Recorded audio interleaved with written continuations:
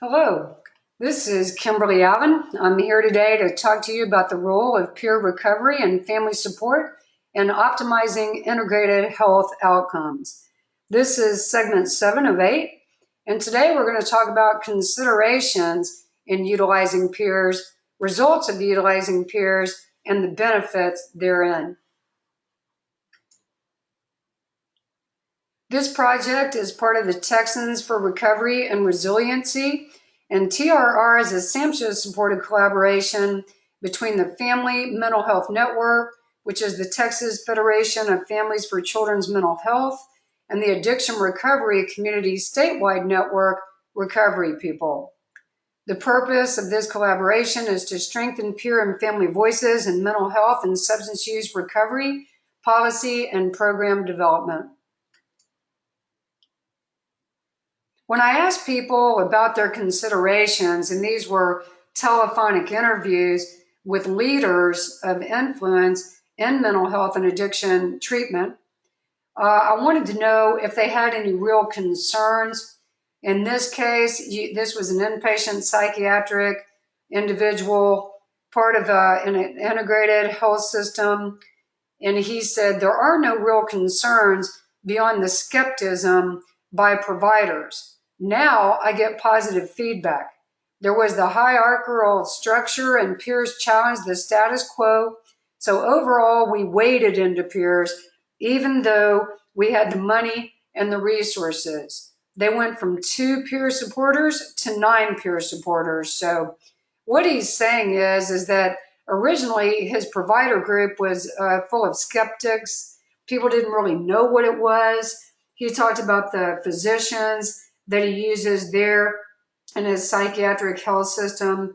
This is part of a health system that's involved with a hospital that has 500 healthcare providers, and they really didn't know what peers were. So now he gets very positive feedback, and even though the peers challenged the status quo originally, so they waded into using peers, even though they had money and resources, they took their time. And ultimately, they've gone from 5 peers to 9 peers. So it's very hopeful and optimistic. Once again, he states, oh no, this is the director of nursing from a 500 plus bed hospital. She said, there are no real concerns. I was an advocate to ensure that our patients are at the center of everything that we do. She was very adamant about this. In terms of peers, there were no real concerns. Once again, the system went slowly. They introduced the peers, as I recall, in the emergency department. It's gone really, really well. And certainly it didn't hurt to have her behind things as an advocate. The inpatient psychiatric, I'm quoting him again, I handle complaints all the time. There are no complaints. Oh, excuse me, this is another inpatient psychiatric hospital. This one has 100 plus beds. He is a nurse with over 20 years experience. I handle complaints all the time. There are no complaints. So he does hands-on work with the peers every day, and he said there have been no complaints. This is a freestanding EAP. Well, operational cost and redesign of the care team are always concerns, but knowing as little about it as I do at this moment, it's hard to say. How would all of this work? So this is a question that we need to answer. When we are built in to medical teams or teams with employee assistance programs and people don't know a lot about us, they're going to think about the operational cost, and they're going to think about how they can redesign their own care teams because it's a concern. All of that kind of thing takes time. All of that kind of thing can cost money. But once again, he says, I know not a lot about it, so it's hard to say. How will all this work? So we need to explain that. We need to be very clear about how peers work so that we can alleviate any concerns, and then they can think about their own costs and redesign of their care team, and we can certainly help with that. So this is an information thing, and we need to provide that. The 50 plus bed integrated system, we've heard a lot. We've heard from the patients themselves. They are very positive about the program. Right now, the feedback is only qualitative, but it's very good. The program is very cool. We hear things anecdotally from counselors.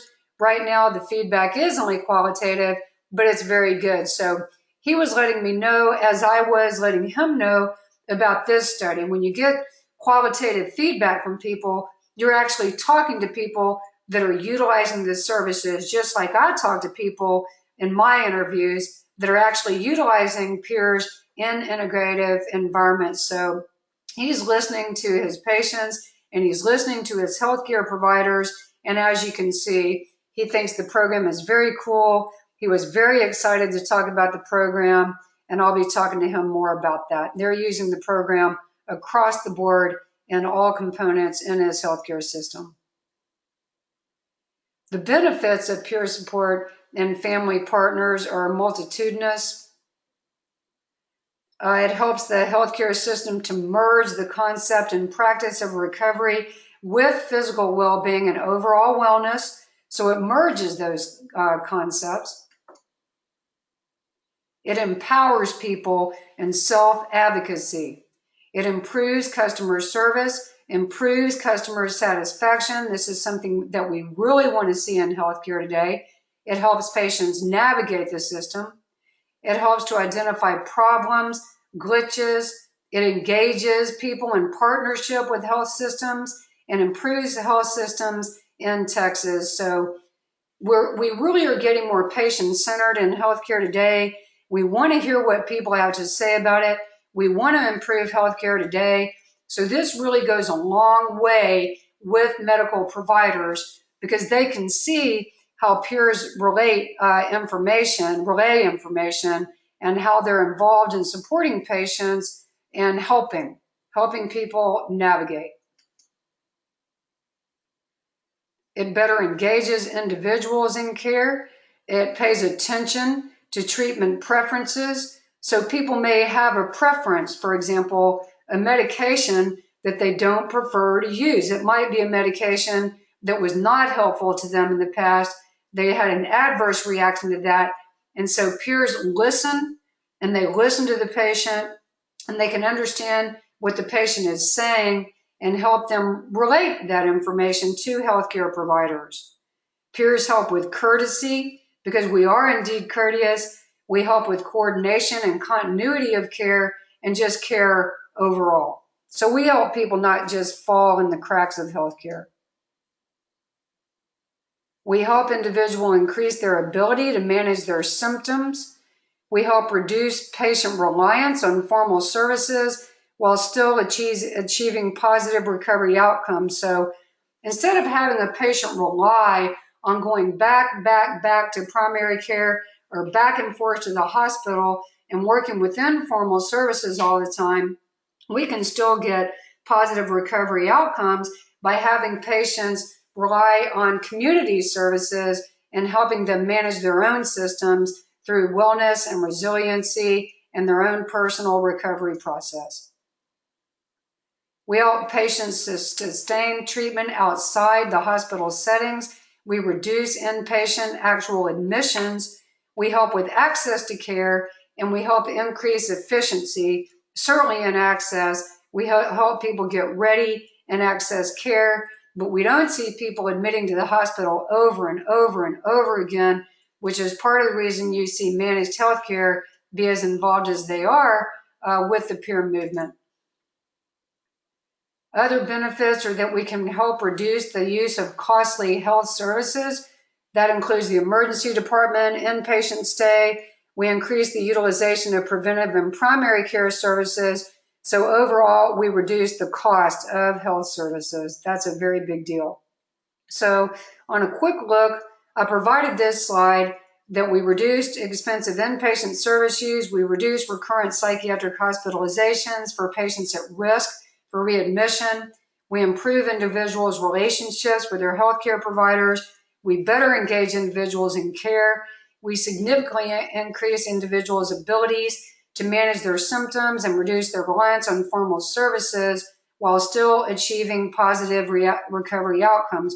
When you look at that, that's very, very impactful in healthcare today, and is something that peers need to talk about and learn more about how we have a role in private healthcare today. So if you have questions about this, we hope you'll review the other videos in this series of 8 on the role of peers and family supporters in integrated health systems. You can contact me, Kimberly Allen, at recoverypeople.org. You can look at our website, recoverypeople.org, or at recoveryandresiliency.org. Thanks for listening today, and we hope to hear from you again.